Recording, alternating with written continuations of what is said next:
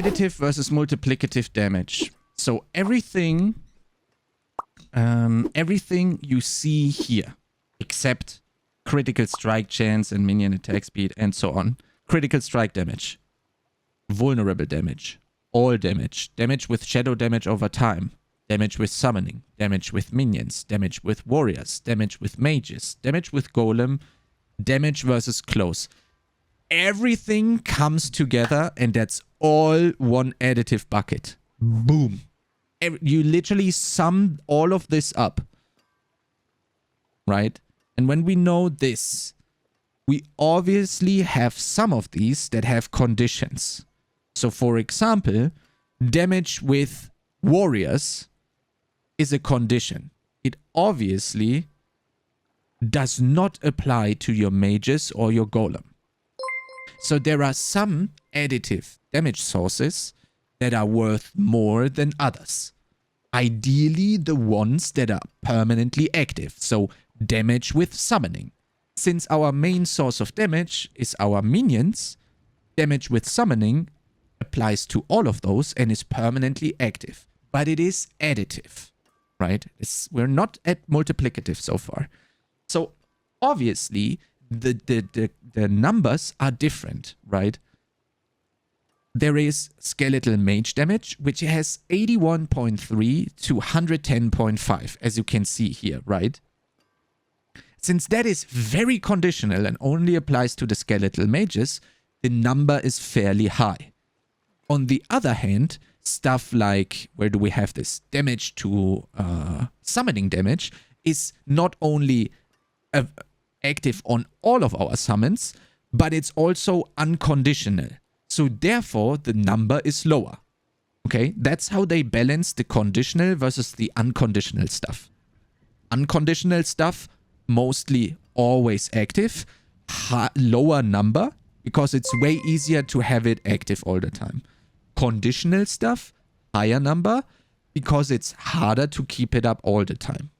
Now, the trick is building your additive bucket as high as possible to get the most out of multiplying it further, which we're going to go into in a second here. We do this because by taking into consideration that the conditional damage additive stats are higher. So we obviously want those higher conditional things active all of the time, because the number is higher. So we try to eliminate the condition. What is another conditional thing? Critical strike damage. Only if you crit, then you get the bonus, the additive bonus of the critical strike damage. So what is the condition here for critical strike damage? How do I activate this additive thing?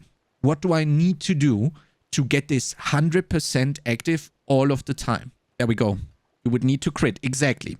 So since everybody knows critting is very good, we obviously want to have 100% crit chance all of the time anyway, right? Like everybody wants to crit all the time. Critical strike damage is very valuable to us because we are aiming for 100% crit chance all the time.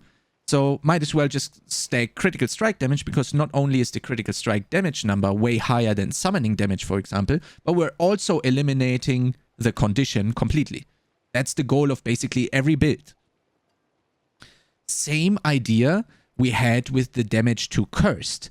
If you guys remember, for the minion necromancer and the shadow minion necromancer, we weren't so sure what is going to be better, mages, golem. But since we know that we can get golem mastery on the chest and skeletal mage mastery on the gloves and the pants, those multipliers are extremely crazy. We will get into that, why they are crazy, in a second. But they are multipliers. That's all that you gotta know.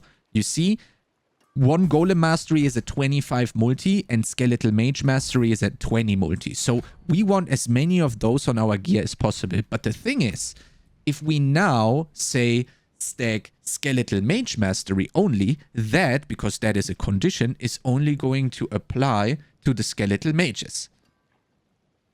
And since we can also have the golem mastery on the chest, we go like, wait, there is 75% multiplier and we're not even giving it some additive damage to scale. So that way, we were like, how do we apply the highest additive damage to both of these things? Well, the easiest way would be to do summoning damage, because it applies to both of them. But since summoning damage is non-conditional and always active, the number is lower. And then we went and put on the thinking glasses, sat down, did some braining, and we're like, wait, damage to cursed is the higher number, and the only condition here is, well, the target needs to be cursed. When you have a necro in a group, literally everything that you hit is like permanently cursed. So we completely eliminate the condition here as well and just literally get the higher number for free. Okay?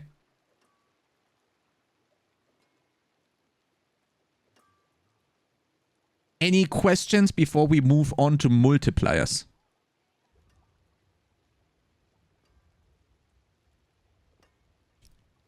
Yeah, Decrepify is always active on every target we're fighting. So this basically says damage. Right? Last chance. Additive damage buckets. Any questions?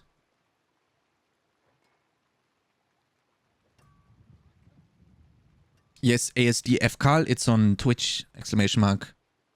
Build. No questions so far? Okay. Multiplicative damage.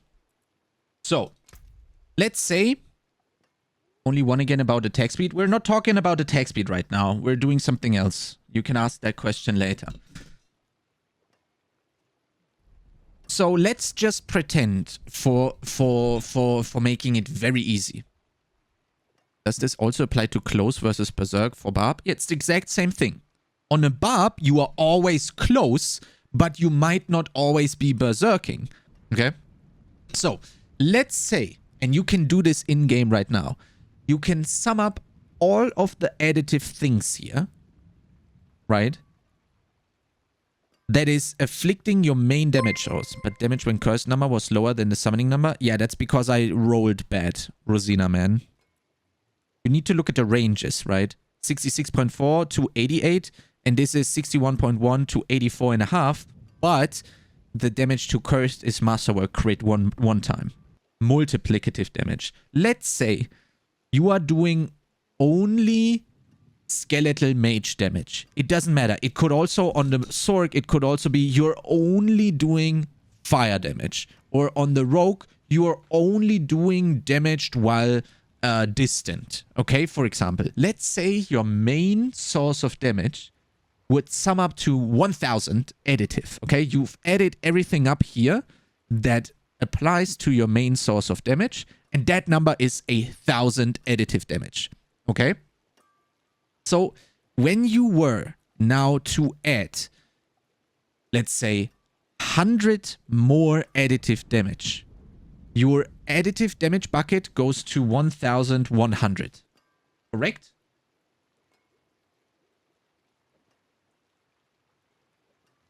Let's do this. I'm a lefty, so bear with me. I need to write probably for everyone to understand this. Oh, that's a bit small.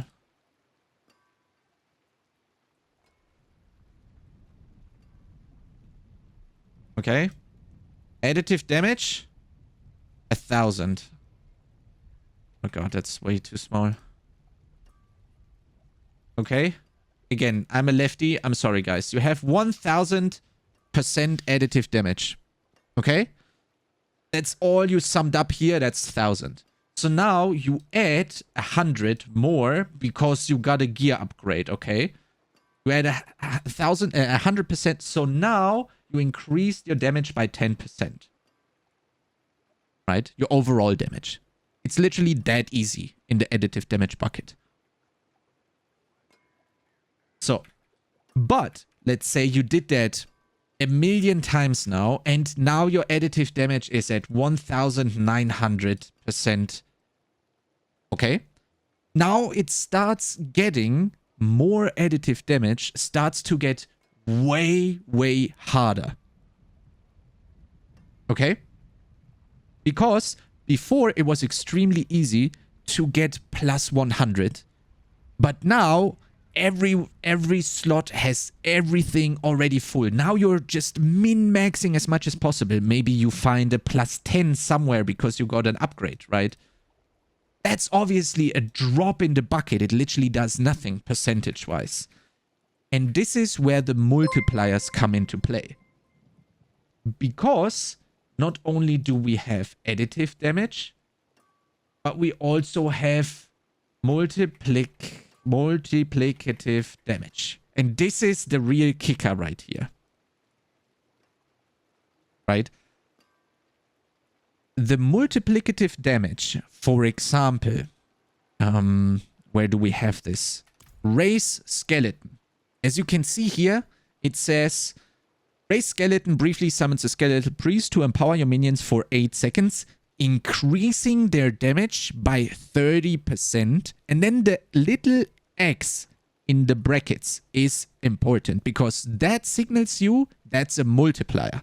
So what raise skeleton right now does is it takes this number right here and then just says, oh boy, I'ma just add 30 fucking % to that whole thing. So what the game does is it takes your additive damage bucket, which is 1900, times 1.3, right? It adds 30% on top. Boom. You just have gotten basically 570 additive damage. But in the multiplicative form, because you are not able to add any more additive damage because your gear is already full. It's like there is the only real thing that you can get is maybe you get 2% more on the damage to cursed because it wasn't a max roll before. Right? So now what you have here is, oh, what was the number?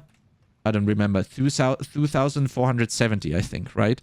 So now, just by using this, you increased your damage like crazy. Right?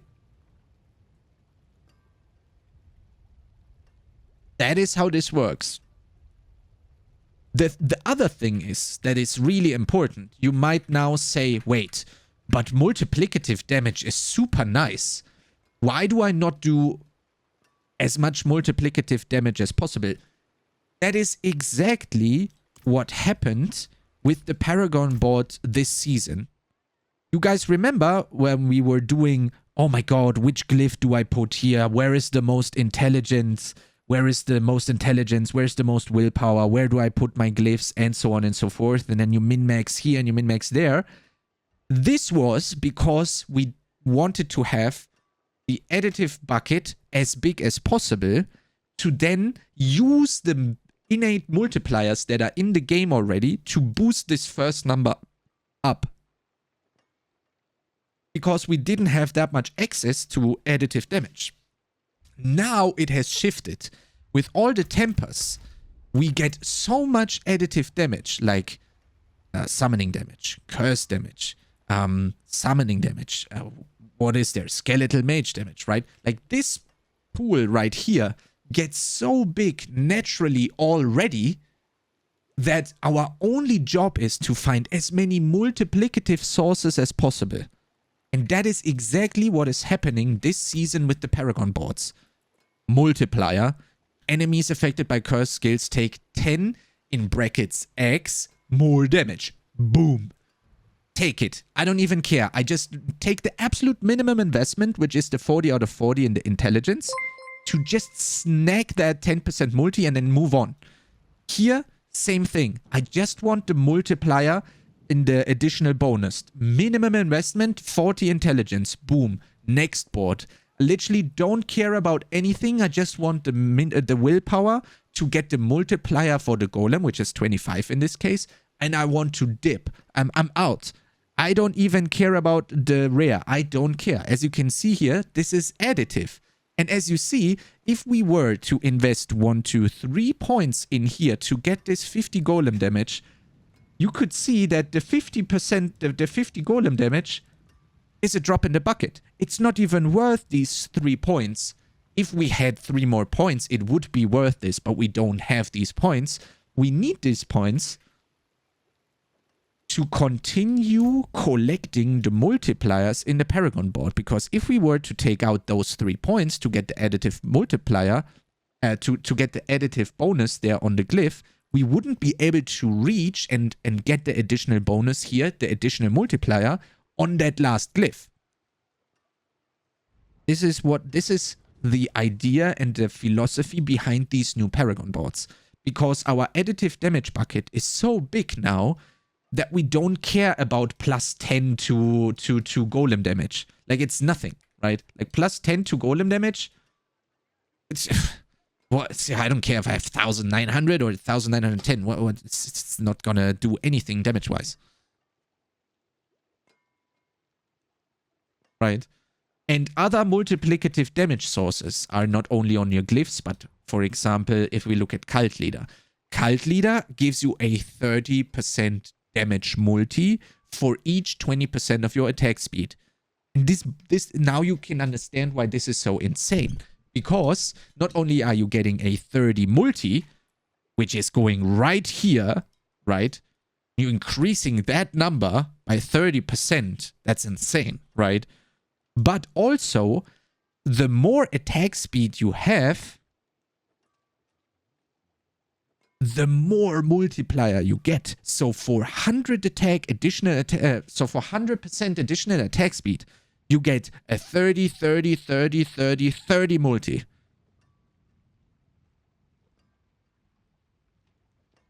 Right? And attack speed obviously is a damage scaler in itself, because if you attack faster, you do damage faster, and so on and so forth. Right? Not only are you profiting of the multiplier, but you also get the innate bonus of higher attack speed. Right? Same thing for aspects. For example, which one is the easiest to explain this? Blighted. It's the same thing here with the conditional and unconditional thing. Condition here. Difficult to follow this with so many ads. I don't know what to tell you, man. Same thing here. Conditional, very hard to get thing. But the payoff is 120% multiplier. Like, holy fuck, if that thing is active, we do this. Or is it? The calc is here. We do the 1,900 times 2.2. Boom. Now we did this. My times 2.2 is because we're increasing it by 120%. This is now our new additive damage value during uptime of Blighted.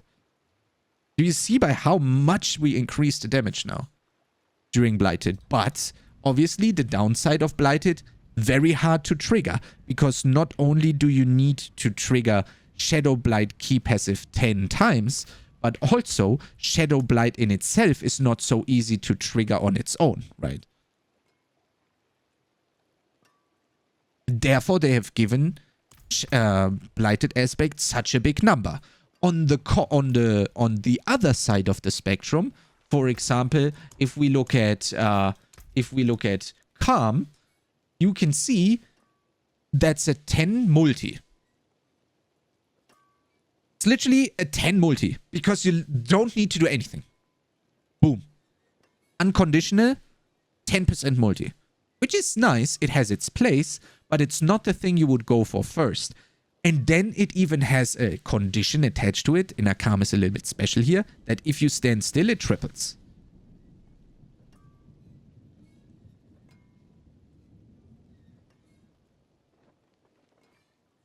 And that's why you are looking to stack as much multipliers as possible while increasing the additive damage bucket to as high of a number as you can. Are there any questions? Do I need to re-explain something? Playing without Blight is not worth it? No, you only... The only reason we play with Shadow Blight... the only reason we're playing Shadow Blight is because we want to have Blighted up. We do not care about the damage of Shadow Blight at all.